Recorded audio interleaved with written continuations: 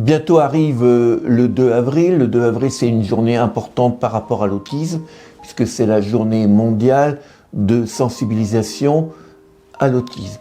Alors Anthony, que tout le monde connaît, qui s'occupe beaucoup d'autisme, dont le fils Pierre est autiste, Pierre a 11 ans, donc il est autiste depuis 11 ans. Oui. Alors Anthony, qu'est-ce que tu as prévu de faire pour cette journée? La journée mondiale de sensibilisation à l'autisme, pour moi déjà elle est importante parce que je vis l'autisme tous les jours, c'est le quotidien, c'est mon quotidien depuis maintenant 11 ans. Et moi, la première chose, c'est que le 2 avril, déjà, je travaille, donc je serai avec tous mes collègues de Carglass en France et que je tenais à remercier. Ils seront tous en bleu pour cette journée, pour soutenir la journée mondiale de sensibilisation à l'autisme. Oui, parce que le 2 avril, le message, c'est tous en bleu. Tous en bleu. Donc ce message-là, ça fait maintenant 3 ans que Carglass le passe aussi. Et je tenais à les remercier parce que franchement c'est un soutien important pour des parents comme moi qui est dans cette situation-là. Donc merci les collègues pour ce que vous allez faire. Et tous en bleu, donc le 2 avril. Et derrière, donc j'ai fondé un regroupement médical qui s'appelle Tous Ensemble en Bleu 71 avec mon ami le docteur Aurélie Costé-Mangenet.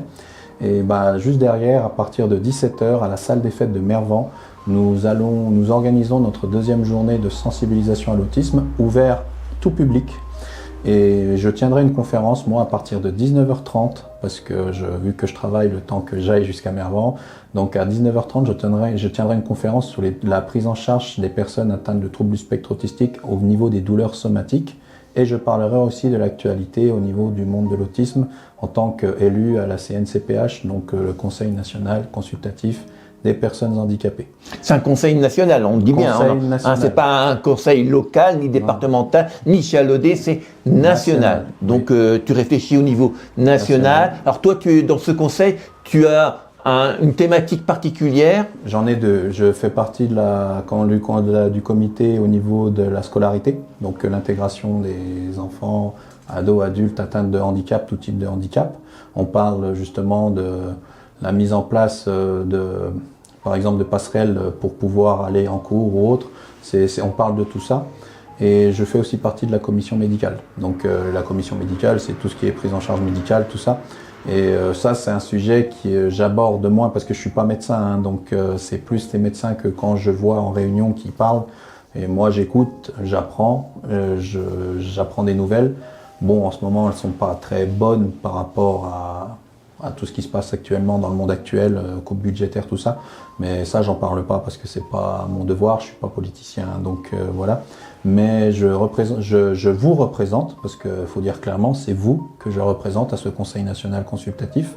Je suis élu pour 3 ans, renouvelable, et depuis le début de ma nomination, je fais une réunion par mois, donc la prochaine c'est le 4 avril et j'ai déjà mes programmes de réunion jusqu'à juillet. Alors c'est une réunion en visioconférence, Oui, en visio et bénévole, je tiens à préciser, c'est du bénévolat. Je suis pas payé pour ça, c'est vraiment du bénévolat.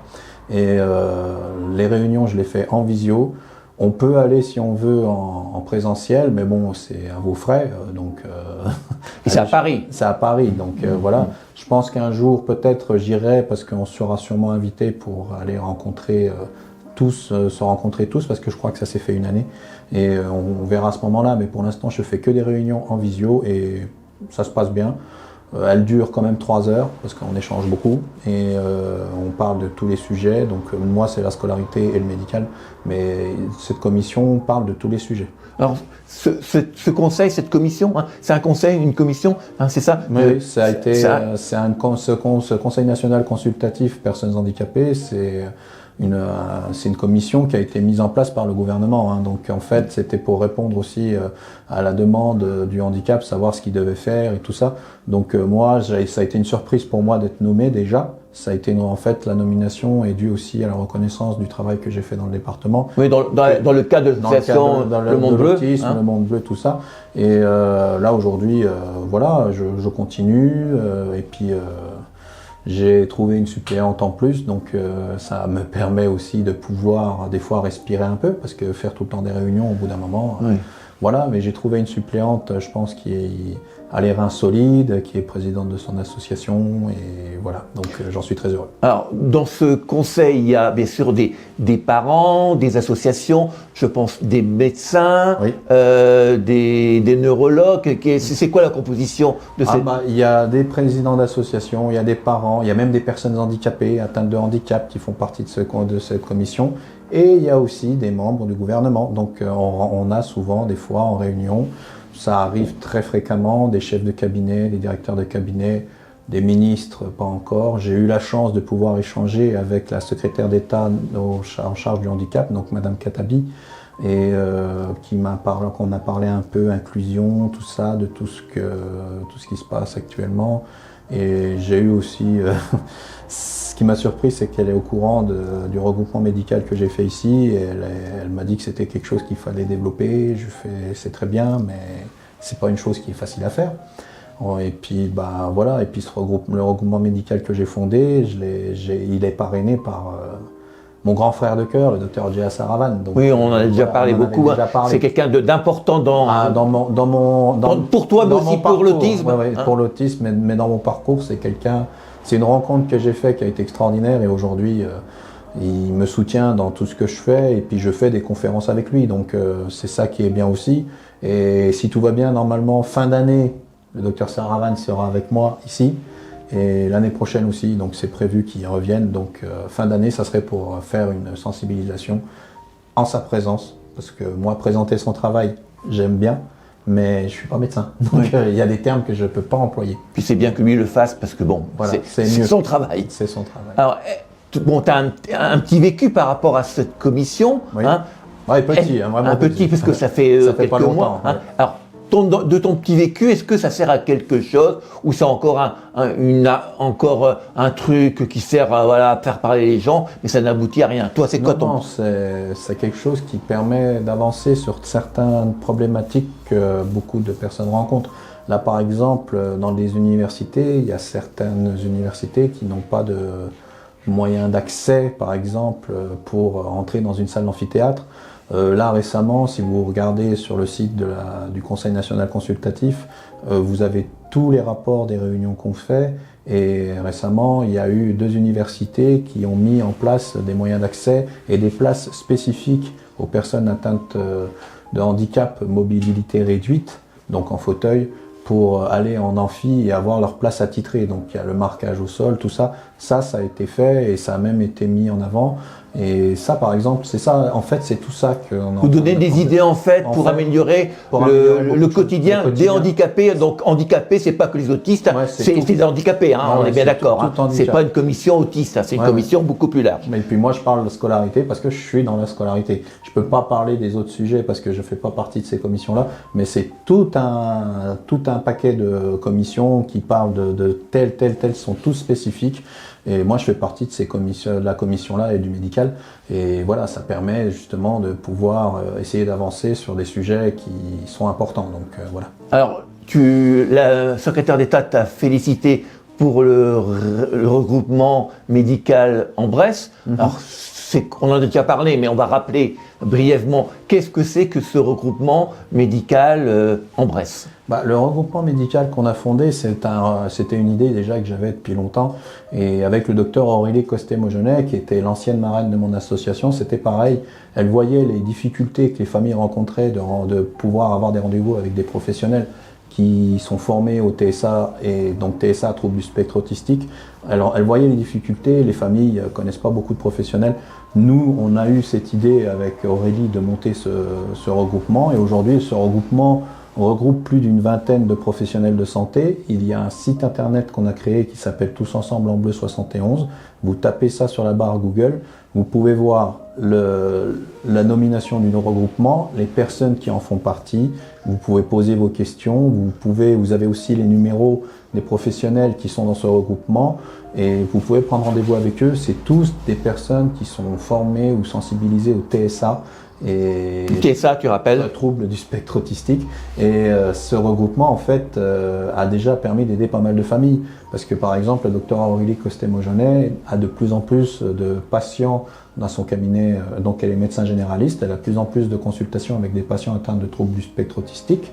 dans son cabinet, chose qu'elle n'avait pas avant. Et aujourd'hui, l'idée, c'est de pouvoir essayer de répondre à la demande des familles qui cherchent des professionnels dans le monde de l'autisme. Donc voilà, c'est à ça qui sert ce regroupement. Alors, le 2 avril, cette journée mondiale de sensibilisation à l'autisme, c'est quoi? Il y a eu un plan pour l'autisme en 2008-2011, donc on est presque plus de 10 ans après. Alors, pour toi, qui est dans ce vécu, c'est quoi actuellement le problème des autistes?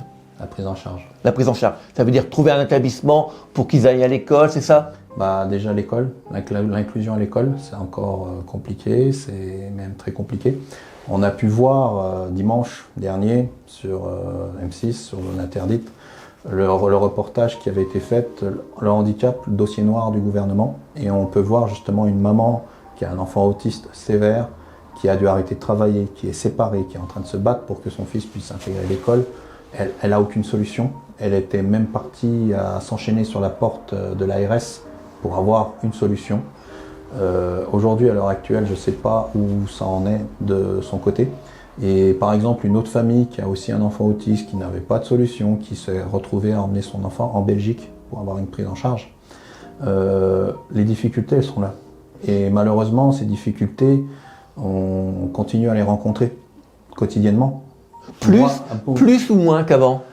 Je ne vais pas dire plus, je ne vais pas dire moins, parce que les listes d'attente sont très longues et les difficultés sont très longues. Moi aussi, je rencontre une nouvelle difficulté pour Pierre. Ton fils, hein? Mon fils, et ça, je le garde pour moi et je me bats pour lui. Et je me bats pas que pour lui, mais je me bats pour toutes les familles. Et je peux dire que c'est pas facile quotidiennement de devoir se dire que quand tout va pendant un temps, aujourd'hui vous vous prenez un coup de marteau derrière la tête et que ça en recommence. On va dire que ma situation, c'est comme si on était revenu au point de départ. Point de départ, c'est-à-dire il y a... le jour où j'ai eu le diagnostic de Pierre. Donc Pierre avait 2 ans, voilà, c'est ça? C'est ça, il avait 2 ans. Là aujourd'hui, Pierre, il va très bien. C'est juste qu'il y a un bouleversement qui est en train de se faire. On est dans l'attente de savoir comment ça se passe. Et voilà, donc ça me prend... on y voit, mais ça me prend un peu en morale. C'est pas facile, mais je continue à me battre, je continue ce que je fais. Et je voulais juste dire aussi que pour les personnes qui pensent que être autiste, les personnes autistes les personnes qui pensent que l'autisme, plus tard, ils vont être autonomes. Je ne vais pas dire que c'est vrai. Mon fils, il n'est pas autonome. Alors ton fils, on rappelle, parce que bon, il y a deux gros types d'autistes. Il y a les autistes Asperger qui sont intelligents mais qui ont des problèmes de communication. Puis il y a les autistes comme Pierre sévères qui eux communiquent pas. Puis au niveau autonomie dans la vie, puis au niveau cérébral, au niveau intelligence, c'est compliqué. Oui, c'est très très compliqué. Et aujourd'hui, Pierre, il est autiste sévère, comme on dit, à déficience intellectuelle. Qui n'a pas de langage, qui ne communique pas. Aujourd'hui, Pierre a fait d'énormes progrès, il commence à communiquer, il parle. Il parle, parce que maintenant, par exemple, Pierre, il aime bien être sur sa tablette, regarder ses dessins animés, mais quand il n'y a plus de piles, il vient me voir et maintenant, il me dit clairement, sans sa bande phrase, je veux ton téléphone, s'il te plaît. Il dit pas papa au début, il dit je veux ton téléphone, s'il te plaît. Et quand je lui donne, il me dit tout de suite merci. Il a compris ça, il y a beaucoup de progression. Mais il y a encore beaucoup de difficultés. Par exemple, il n'arrive toujours pas à se laver tout seul. Ça, c'est un truc c'est pas possible. Le brossage de dents, c'est pareil. Des fois, pour s'habiller le matin, c'est compliqué. Donc voilà, aujourd'hui, moi, je suis fier parce que mon fils, il progresse grâce à l'accompagnement qu'on a mis en place. Et aujourd'hui, ça continue, ça va continuer. C'est juste qu'on rencontre une difficulté qui nous met un peu dans l'embarras, moi et mon épouse. Donc voilà, on espère que ça va s'améliorer d'ici quelques mois. Alors bon, il y a des enfants autistes qui vont à l'école, tu dois expliquer que c'est pas toujours évident. Puis il y a une deuxième catégorie qui vont en IME. C'est le cas de Pierre. Alors il y a un problème de place en IME. Oui, de toute façon c'est partout en France. Je peux donner l'exemple, par exemple, pas de chez nous parce que moi j'ai pas les chiffres actuels. Mais je peux donner l'exemple dans Loire-Atlantique, parce que je suis en collaboration avec une association de Loire-Atlantique qui s'appelle Handicap 44. Eux, par exemple, c'est 2000 enfants qui sont dans l'attente d'une place En IME. En IME, en structure, En structure. prise en charge, dans tous les cas, dans n'importe quelle situation. Et aujourd'hui, l'heure actuelle, avec les annonces du gouvernement des coupes budgétaires, les institutions, tout ça, on se retrouvait avec moins de budget. Donc, ils sont obligés de trouver d'autres solutions. Donc ça, c'est pareil, c'est compliqué. Les familles, elles ont besoin d'accompagnement, elles ont besoin de soutien. Il y en a beaucoup qui se sentent esseulés. Par exemple, le 3 avril, il va y avoir un film qui va passer sur France 2 et je vous conseille de le voir. Alors, je ne parle pas du film hors norme. Je parle d'un un film important qui a été tourné, je crois, en plus par la chaîne de par France Télévisions.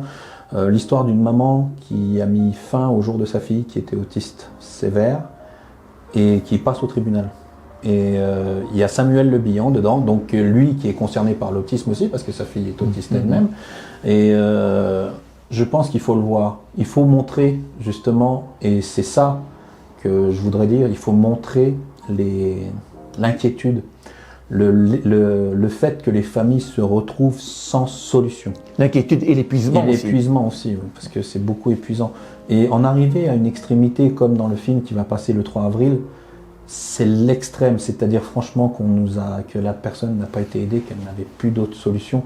Moi, j'en arriverai pas à cette extrémité-là, même si des fois je me dis, ouais, si je le faisais, je le ferais aussi sur moi.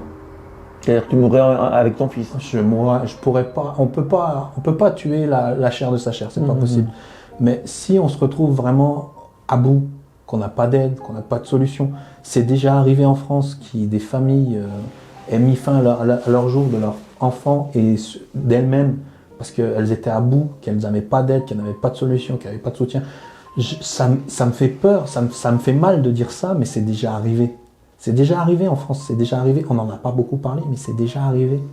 Parce que les familles se retrouvent sans solution. Quand elles se mettent à devoir monter dans des grues avec une banderole pour dire une solution pour mon fils, s'attacher par exemple aux grilles d'un hôpital psychiatrique, comme ça arrivé il y a quelques années pour Valentin, c'est pareil. À Sevray. À Sevray, c'est pareil. On en arrive à des extrémités où moi ça me fait peur et j'ai peur pour l'avenir. J'ai clairement peur pour l'avenir. On me dit de ne pas y penser, mais il faut y penser. On n'a pas le choix que d'y penser. Et je pense que ce film-là, il faut que les gens le regardent, qu'ils comprennent la souffrance des familles. Et c'est pour cela qu'avec le docteur J.A. Saravan, on a pour projet d'interviewer, on va faire un style de film documentaire, on va interviewer des familles partout en France qui sont dans la situation de l'autisme, qui sont dans la souffrance, qui ont besoin de parler, qui ont besoin d'aide, qui ont besoin de soutien. Avec le docteur Saravan, on a dit qu'on allait faire ça et je tenais à remercier Chalon TV parce que vous avez accepté de faire le montage de ce qu'on va faire. Et je pense que c'est important qu'on donne la parole aux familles, leur expliquer leur inquiétude, leur angoisse. Elles sont désespérées, il y en a elles ne savent plus quoi faire. J'ai reçu un message que j'ai là, par exemple, pour une maman qui a son fils qui est adulte, autiste, sévère. Et dans ce message, elle me dit clairement qu'elle espère que le projet qu'on essaye de monter, d'ouvrir une structure pour adultes TSA dans le département se fasse, parce qu'elle est à bout. Elle n'a plus de solution, elle n'a plus d'aide. Et elle m'a fait penser à une phrase qui est dite dans le film Hors Norme, de la maman du jeune, je ne sais plus son prénom parce que à force de oui, il y avait beaucoup. Qui aime bien les machines à laver le linge et tout ça, qui dit si j'ai plus de solution pour mon fils, je me fous en l'air et lui avec. Alors, l'IME, c'est pour les enfants jusqu'à 18-20 ans, donc se pose le problème de ces enfants autistes, de ces adultes autistes, qu'est-ce qu'on en fait? Alors donc, tu peux nous parler un peu de ce projet d'une structure pour accueillir justement les adultes autistes sévères. Sévères, oui. Donc avec le LSDJ, donc le silence des justes, qui est géré par Stéphane Benamou et avec en direction aussi il y a Daoud Tatou. Donc Daoud Tatou et Stéphane Benamou sont les deux personnes qui ont inspiré le film Hors Norme. Qu'on vous conseille vraiment d'aller voir si vous ne l'avez pas vu, parce que c'est vraiment... Il est prévu d'être diffusé sur Chalon pendant la semaine de l'autisme au Mégarama. Donc j'y ai vu, donc n'hésitez pas à aller le voir si vous voulez. Et sinon, je crois qu'il est encore sur Netflix, mais je suis plus sûr. Oui, puis on va le trouver, on va le trouver. Pas de souci. Avec Daoud et Stéphane, donc moi aujourd'hui, je suis bénévole au LSDJ, au Silence des Justes, et je suis représentant du Silence des Justes dans le département de Saône-et-Loire. Et ils ont pour projet d'ouvrir une structure d'accueil pour adultes. Aujourd'hui, on a commencé les démarches. Donc, on a rencontré M. Robérot qui nous a dit que c'était le député de la circonscription Autun-Chani, troisième circonscription. Parce que l'idée de Daoud et Stéphane, c'était d'ouvrir une structure du côté du Creusot. Et moi, derrière, j'ai organisé une rencontre avec M. Robérot. Et la prochaine que j'ai, c'est le 8 avril avec M. Akari, président du département de Saône-et-Loire, où on va présenter le projet. Et je pense que c'est un projet qui est important pour le département parce que des structures pour adultes, et ça, je crois qu'il doit y en avoir, mais très peu, où je les connais pas. Très peu en France, même très peu en France, oui. Le Silence des Justes, eux, ils ont créé un foyer d'accueil pour adultes du côté de Paris qui fonctionne très bien. Et ils prônent le 1 pour 1. Moi, l'idée, c'est... 1 pour 1, ça veut dire un éducateur pour un adulte. Pour un adulte. Autiste. Et autiste, oui. Et donc, aujourd'hui, l'idée, c'est de faire ce projet ici. Et j'espère qu'il va voir le jour rapidement. Et quand tu dis ici, c'est on peut cerner un peu où est le ici. Alors, ici, ça serait le Creusot. Pour l'instant, on est sur le Creusot. On nous parle de Mardor. Oui, donc l'ancien centre de la Croix-Rouge. De la Croix-Rouge, voilà. Mardor pourrait être un site intéressant pour créer ce genre de structure et qui appartient à la Croix-Rouge. Et ça, on va en discuter avec M. Akari. On en a déjà discuté avec M. Robérot. C'est en cours. Je ne sais pas quand. Je ne peux pas donner de date. 1 an, 2 ans, 3 ans, on ne sait pas. Je ne sais pas, parce que en fait, c'est un projet qui est en cours. Après, derrière, il faut lever les fonds et pouvoir le mettre en place. Déjà, en parler, le présenter aux élus du département, et après, derrière, le présenter à l'ARS. C'est plein d'étapes avant de pouvoir créer un tel projet. Et moi, je suis en train d'apprendre ces étapes, parce que c'est la première fois que je me lance dans une telle chose, dans une structure comme celle-là, en espérant que ça voit le jour. Mais c'est en cours et on est dans la période des rencontres et de présentation. Alors, tu en as parlé un petit peu. Donc, toi, tu vas faire une action le 2 avril en Bresse. Où exactement en Bresse? À la salle des fêtes de Mervan. À la salle des fêtes de Mervan. Mais sur le Grand Chalon, il y a des activités, il y a des choses qui vont se passer par rapport à l'autisme. Est-ce que tu peux nous en parler ou... Honnêtement, je vais vous dire, dans le Grand Chalon, j'ai vu l'affiche. Oui, comme certains. Comme certains. Comme nous. J'ai vu l'affiche. J'ai été sur le site pour voir.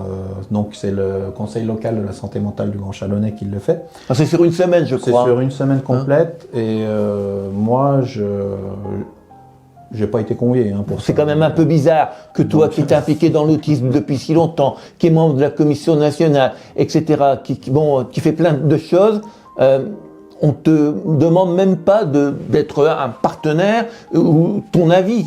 Moi, en tant que journaliste, je comprends pas ce qui arrive. Je vais dire honnêtement, moi, je préfère pas savoir. Tu es personne non grata au Grand Chalon, c'est ça? J'en sais rien. C'est rien.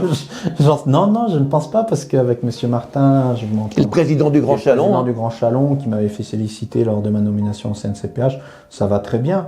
On avait organisé avec le Grand Chalon, déjà, il y a 2 ans en arrière, la conférence sur l'autisme où j'avais fait venir Daoud Tatou. À Saint-Léger-sur-Deûne. J'avais fait venir Daoud Tatou, le docteur Jia Saravan et Peter Patfol, qui est dessinateur, illustrateur de bande dessinée sur l'autisme. Ça s'est très très bien passé, mais... Il y avait une centaine de personnes, je crois. Ouais, une centaine de personnes, et franchement, ça avait été un très bon moment. Le docteur Saravan était un peu attendu comme le Messi, on va dire, le Mbappé de l'autisme, on va dire. Et ça a été un bon moment. Ça a permis de répondre à certaines questions des familles concernant la prise en charge médicale. Mais depuis, j'ai pas de retour. Si, la seule chose que je fais, le 7 avril de cette année, je fais une sensibilisation auprès des forces de l'ordre, des pompiers et des infirmières à Saint-Léger-sur-Deûne, avec l'espace France Travail de Saint-Léger-sur-Deûne, et c'est en collaboration avec le Grand Chalon. j'ai trouvé juste bizarre que ça soit pas dans l'affiche comme quoi, voilà, mais ce qu'il y a, c'est comme c'est pas ouvert au public, je comprends.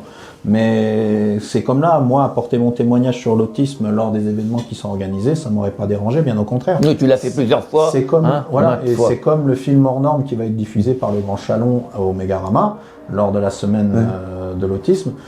Moi, je peux aller parler du film hors norme et des personnes qui sont dans ce film parce que je suis maintenant dans l'association. Et s'il y a quelqu'un qui connaît Daoud ou Daoud aussi bien que toi, à Chalon, il n'y en a pas. Voilà, tu le connais, tu travailles avec lui, c'est un ami, on peut dire. C'est un ami, en plus, le 28 mars, je le récupère à la gare de Chalon parce qu'on a invité un événement sur Mâcon. Donc voilà. Donc Mâcon, tu reconnais alors? Mâcon me reconnaît, c'est surtout l'association qui organise l'événement au cinéma, à la salle de cinéma Pathé. On va aller voir un documentaire qui s'appelle On a pris perpète ou presque. Ouais. C'est fait par une association qui s'appelle Liberté Autisme Quad 01.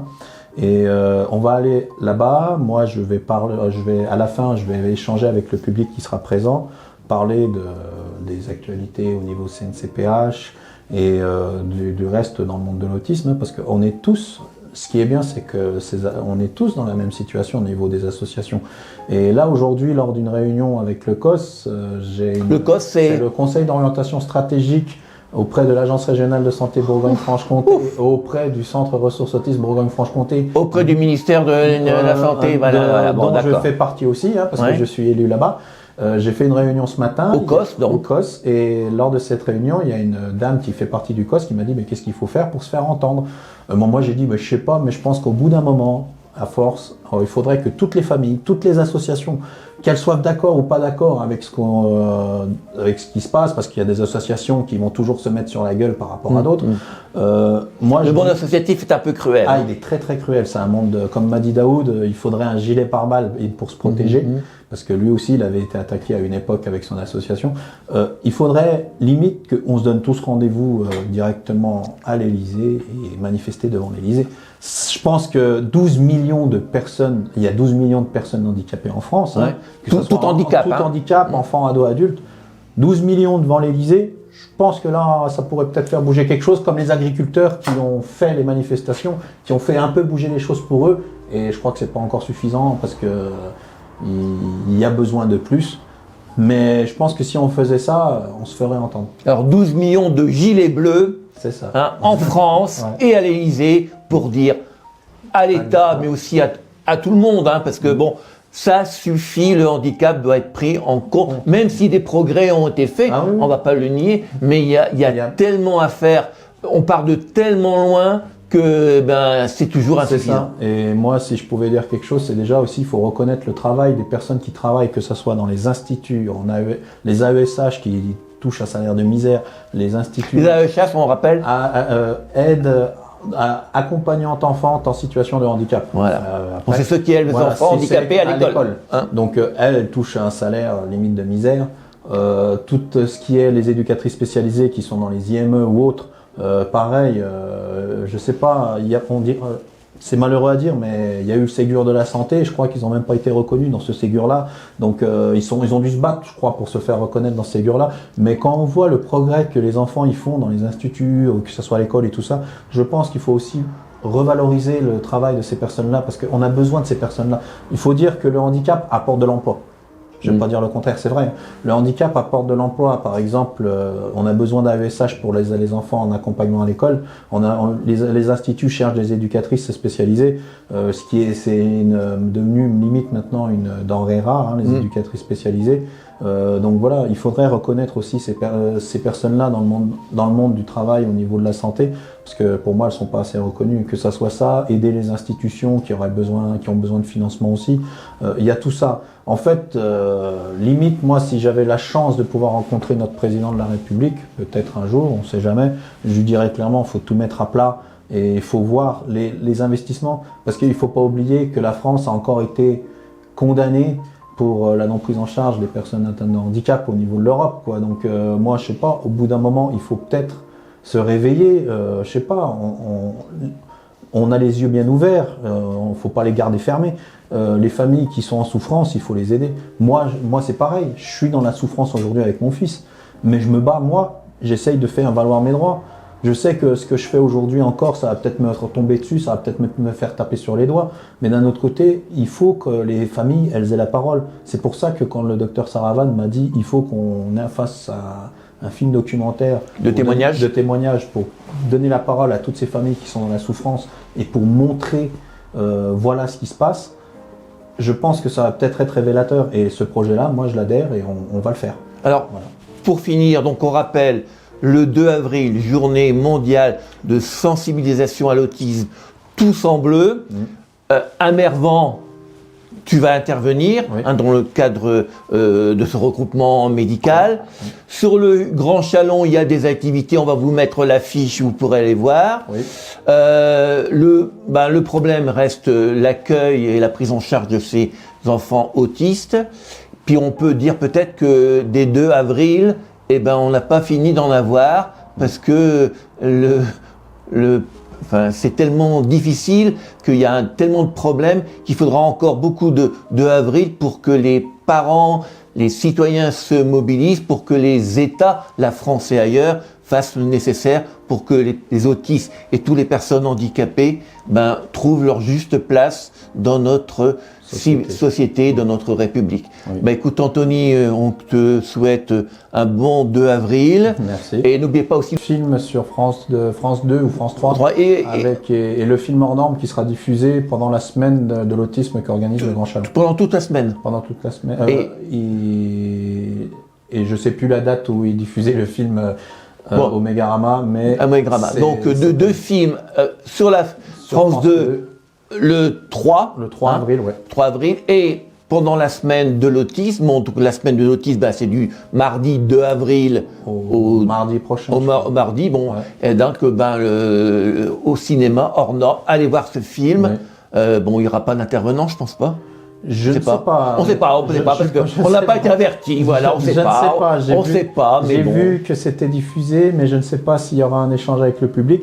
S'ils veulent en faire un, moi je suis tout à fait disponible. Donc on peut lancer un appel au Grand Chalon, mais surtout à la directrice du Mégarama, puisqu'elle est très ouverte à tout ça. Tu as déjà travaillé avec elle.